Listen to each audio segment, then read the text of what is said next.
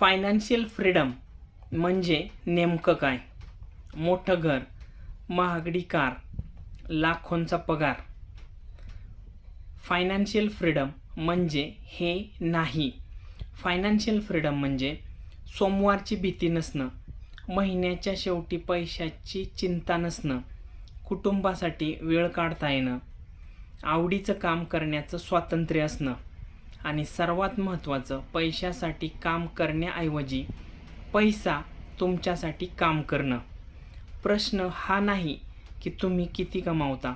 प्रश्न हा आहे की जर तुम्ही उद्या काम करणं थांबवलं तर तुमचं इन्कम किती दिवस चालेल. जर तुम्हाला फायनान्शियल फ्रीडमचा रोडमॅप जाणून घ्यायचा असेल तर कमेंटमध्ये फ्रीडम लिहा.